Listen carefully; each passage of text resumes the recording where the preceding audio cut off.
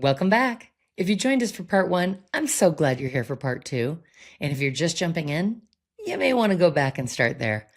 Either way, let's dive in. The thing is that it really is. I have a family member that works for Planned Parenthood, and you know, there are attacks all the time on people, whether that's with words, physically coming into a center, or whatever. Pick your poison. But and it's shocking that it's sad for me for the people that work in the organization that are trying to provide women with care and trying to support women's health, and it's so negatively looked upon by so many people, and then acted out, which is terrible. So I understand how that stress could then go inside, because the only people that understand it really are the people inside that are dealing with it on a nonstop basis, right? Right. Like, it's not like it's Mhm. one time something happened. Yeah, well, there are a It's few all the things. time.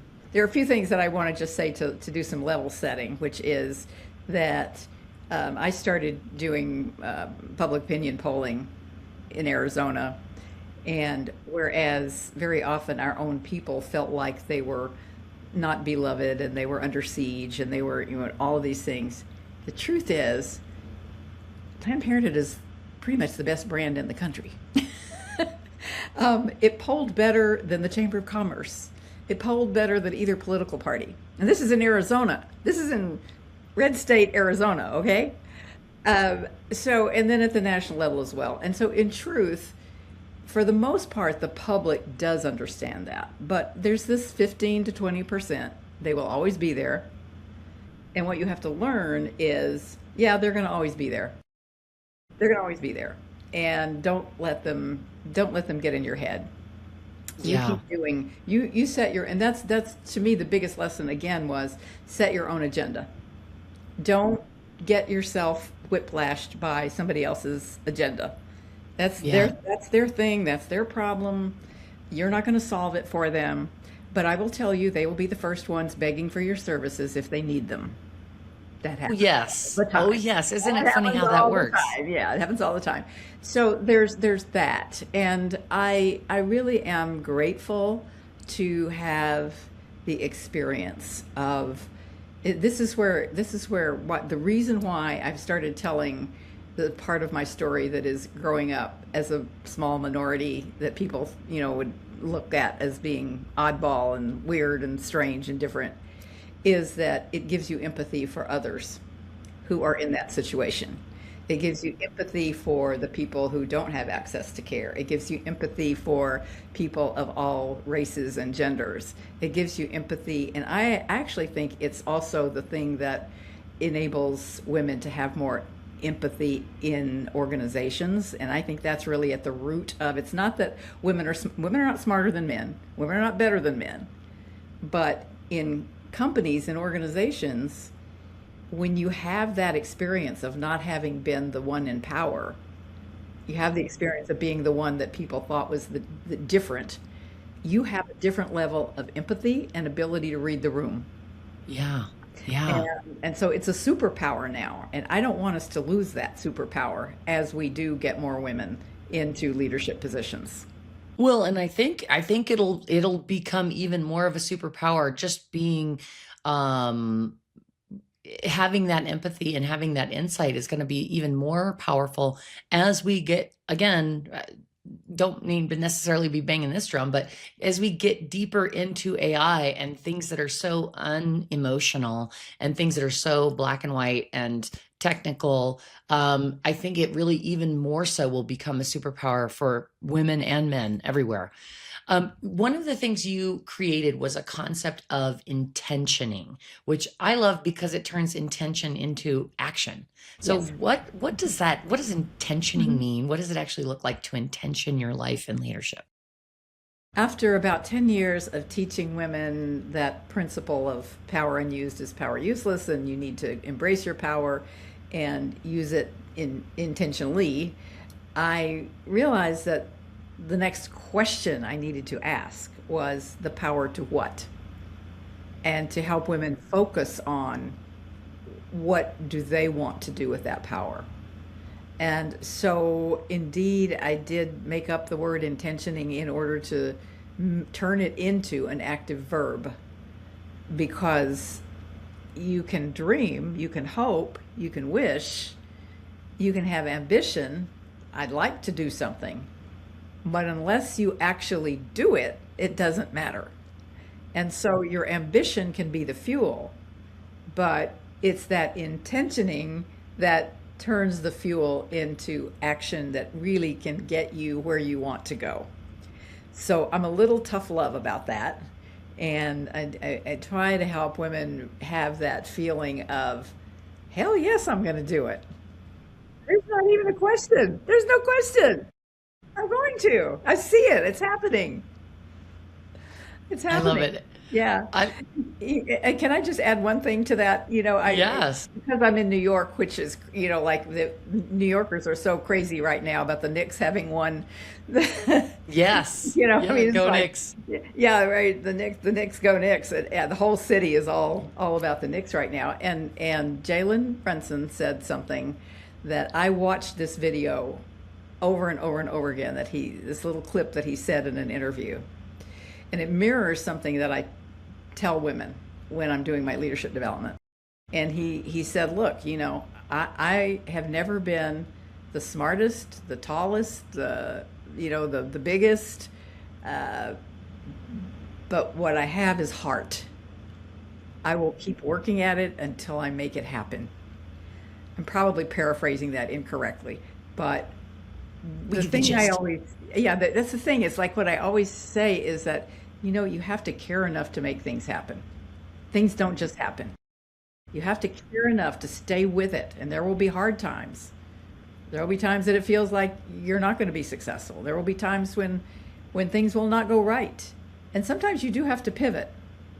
But if you care enough to make it happen, you're probably going to make it happen ultimately. Yeah. I think that's also I love that that you heard that in his speech, but also that you remind women of that, because I think that so often um we see somebody's success, but we don't see all the hard stuff they went through to get there. We just see like the overnight success. We see the result of all of the back end hard work, of the late nights, of the a million no's, of working 15-hour days and or whatever. And I think it's so easy for people to get like down on, oh gosh, maybe this idea wasn't great, or maybe I shouldn't be doing this, or blah blah blah blah. And we literally sabotage ourselves, right? Because we're telling us ourselves instead of focusing on, why did I do this to begin with? What is the heart behind it? Believing in yourself, and keep telling yourself, like, you got to keep telling yourself, because I don't think many people realize that. I feel like people that are successful went through a lot of non-successful periods to get there. Yeah. Oh, well, that is so true. That is so true. And those who don't, those who have such a charmed life that they just go up, up, and up, eventually they often have a fall at some point Yeah. in their life, or a crash of some kind. They crash and burn at some point. Yeah. So, yeah. You've been in leadership for decades, and you've seen a lot of change. I mean, even the Planned Parenthood stuff that we're talking about, and even what's going on in the climate today, in 2026. What gives you hope right now, and where do you still see the biggest gaps? I think the benefit of having been doing this for a long time is what gives me hope, because what I can see is that there's not a straight line ever. There are pitfalls, and there are things that you can't anticipate, just like we couldn't anticipate a pandemic that set women back for a while, but then women came roaring back and were doing even better. And so you just have to know you can plan it, but it's not necessarily going to go the way you planned it. In fact, it probably won't. So you something will happen. Something will happen that will change whatever you thought was going to be the trajectory of where you were going. And so the people who are resilient enough to take that and figure out, okay, well, that didn't work out, so here's what I'm going to do instead. Or, oh, well, here we are on virtually together, and we learned that from the pandemic. I mean, there already was the technology, but people weren't really using it very much. Yeah. So, yeah. Is there anything that gives you hope right now, or are the gaps so big right now that it's hopeless? I feel I know how you're going to answer this, but So, you can't even let yourself think that it's hopeless ever. You just can't, because if you did, you would just dissolve into despair. Right. And that's no way to live. I feel like I'm lucky to be basically an optimistic person. It just, I think there are people who their psychology is more optimistic than others. And, what's the little story that you see a pile of poo and you think, oh, well, there's a pony somewhere close by. And we'll say, oh, well, there must be a pony. And, and that's, I just, I'm very lucky. Actually, my father was an entrepreneur who he lost as many businesses as he made successful. He was on a roller coaster all the time, but he always believed you could do anything you set your mind to. And I feel very lucky that I had that as a role model. And I think that really helped. And the thing is, there is always a way. I mean, the other thing about you have to care enough to make it happen. So one of the other things that I came to believe as a basic tenet of my leadership philosophy is there is always a way. You may not see it. You may not see it. It may take a long time to see it.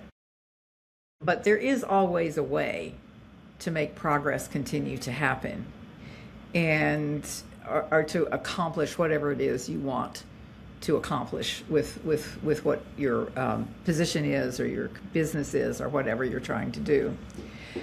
So when you look at the very long arm of history, as Martin Luther King said, the arc of the moral universe is long, but it bends toward justice. And it takes a lot of hope and faith to believe that.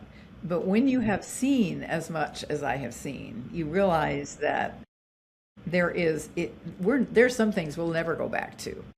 There's some things that, I don't care what you say about the trad wives, by the time they're 40, they will have figured it out. They won't be saying, yeah, I want my husband to vote for me. No, they won't be doing that. I promise. I want to buy that. my own damn car. Yeah, that's right. That's right. They will be figuring it out. The things that you think you know at 20 are not the things that you realize at 40. Right. And I think, just to be very concrete about it, I have 2 little great granddaughters, 3 and 0. 3 and just born. Yeah, 3 and just born. And when I look at them and I see the 3-year-old in particular, who's enough form to be able to see this, she is loud. She takes up space. She, like, all the things. And my favorite picture of her is she is wearing high heels, a fireman's hat, a doctor bag in one hand, and a purse in the other. Oh, man, I love it. That's just a metaphor for these girls grow up now knowing that they can be what they want to be. Yeah. And that does give us a level of responsibility. And I actually think that the trad wives are rejecting that responsibility for their own lives more than anything else, because it's hard to take responsibility for your life. It's not easy. Yeah. But I see that the next generation, each new generation, has more of that kind of confidence about, well, here I am, world, and I'm going to do what I'm going to do. Yeah. And so that's what gives me hope more than anything else. I love it. Well, okay, I want people to know what you're building. We talked about your history, but now you've got all of this. You're still doing amazing things. And just on a side note, for anybody listening, all of the details that we talk about will be in the show notes as far as what how you can connect with Gloria. So don't worry if you don't not near a pen or a piece of paper. All of this will be in the show notes for people following along, listening. But you're continuing to build and lead through Take the Lead and your ongoing work. So, how can we get involved? How can we find you? Where can we find you? You've got the Power Up conference coming in, so tell us all the things. All right. Okay. So Take the Lead's website URL is taketheleadwomen.com. A little history behind that. We didn't bother to raise money before we started. We just kind of started, and a dog company owns Take the Lead URL. So, Oops. duh. Yeah. So we made it Take the Lead Women, which is good because it also tells you a little more about where we focus. Although we do have men in some of our courses, and it works out perfectly fine. Because leadership is leadership, and it applies to everybody. And particularly when we're doing work in the DEI realm, we have men and women in some of our courses and workshops. But so the reason that I started to Take the Lead at the point in life where I was really planning on being semi-retired and just writing some books and making a few speeches here and there and playing with the grandkids is that I did have that recognition that until women have equal leadership roles and power and pay, frankly, we will keep fighting the same battles and we'll never really win them. It will just be very incremental and slow. But to really make major change happen, we have to be more in charge of the decisions that get made about policies, about laws, about the economic situation, all of these things. And so that's really the whole goal of Take the Lead. And the program is mindset focused. You can get the skill set anywhere. You can learn how to plan, budget, do HR, whatever. You can get that anywhere. But what you don't get is the piece that we do, which is to focus in on understanding power, defining it in a way that you love it and you will use it and you'll use it for good. The things that you want to have happen that are good in your world, in your life. And so we now have, I've taken that initial book and created an online course called The 9 Leadership Power Tools to Advance Your Career, also available through taketheleadwomen.com. That's available to anybody anytime. You can just sign up anytime. It's a self-directed course. And there's also an option if you want to have more in-person work with you.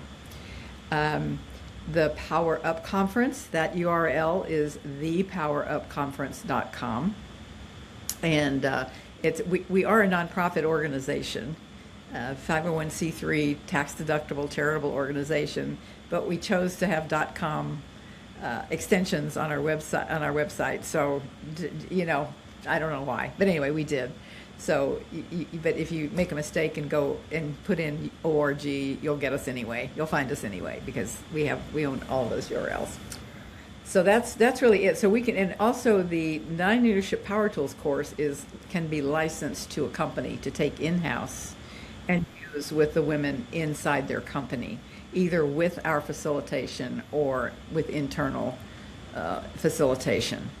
So we would love to that. do more of that because I know we can reach more people with that if we can get more companies to actually make use of the digital course. Then we can either help them by facilitating it, or we can teach people in-house how to facilitate it. Yeah. Well, as far as the leadership course, I love that. So for any of the women listening, if you take that course, absolutely, you can bring it into your company and apply it to so many more people beyond just yourself. And I think that's a really good I love that you give it to people, but then you can also facilitate if needed or wanted. I love that too. And then the Power Up conference is in DC in August. So everybody that's in the INTS network can get a discount. You can come to our website and find the discount code. You can find it through LinkedIn. You can find it in our newsletter. So it'll be in the show notes also. And we are so proud to partner with you guys, because really the idea of lifting women, it seems like silly that we're even talking about it, but it's so necessary, and it's so important for women to understand that there are networks and networks of women that Mhm. have their back and are cheering them on and are encouraging them to grow and lead, not only in business but in life. And I think that's sometimes women can get the story wrong. And, maybe that's the patriarchy, maybe that's the years of whatever, but there are so many amazing women that are supporting each other, lifting each other up, celebrating each other. And I think right now, here's a good example of it. And I just think what you're doing is so important, in general. And we're so happy that you didn't retire and relax. Even though we want you to get a massage, but Yes, but we're right. so glad that you didn't retire, because what you're doing is so important, Thank and we're you. so excited to participate with it. Okay, I have a fun one. We're almost at the end here, but you've lived such a full and impactful life, and you've mentioned you're working on your memoir. Mhm. For the record, I know just a very tiny bit of some of the stories you tell, and I will absolutely be one of the first to purchase your memoir. I cannot wait. But what has this chapter of reflection taught you about your journey so far? I'm sure it's forced you to reflect and think about back on your life. Has it brought anything up that you, as you're reflecting on this, what has it taught you about your journey so far? Well, first, I want to say that it's really hard to decide to write a memoir because you have to tell the truth in a Ah, memoir, and yes, you can't really hold back. yes. And you're going to tick some people off and if you tell the truth, right? Yes. And so, but what I have learned the hard way, frankly, is that if you don't tell your own story, other people are going to tell it, and it might not be the story you want to have told. So partly it is for my own benefit to know that I have at least done what I can to Yeah. tell my own story in my own way, whatever my truth is. May not be the way you see it, but that's okay. Uh, I want to tell my story in my own way. But the other thing is, you can't see all of where I'm sitting here, but there are cabinets full of things. Their cabinets full of papers and brochures and films and under my bed. And it's like it's 50 years of the women's movement in my history. And I realize that I don't want that to just go into the trash can. I don't want that, Right. I want women and men to have access to this. So my real goal in writing a memoir is to just make it part of something bigger that will be including my archives and perhaps a leadership program built from all of it that will be open to anybody. And I think it will need to be probably through an academic institution, but I don't want to do something that just sits on a shelf. Yeah. So that's really the motivation for it. It's a bigger vision than just a memoir book.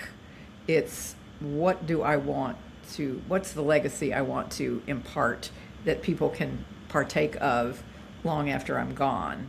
And by the way, Yeah. I have an AI twin that's going to help me do that. You love that? Fabulous. You love that? Unfortunately, I love one of the things I love is the next shiny object. So for anybody who's afraid. it. Well, thank goodness for your AA twin that's helping you, because your story is so important. Like we kind of touched on earlier, you are one of those people in the women's rights movements that it has done so much for us, to move us forward as women, and your story needs to be heard. And for all of the women that are younger, that are coming up, that think these stories are so old, they're not old. They just happened. Like, so it's so important that they be told, so that people have a point of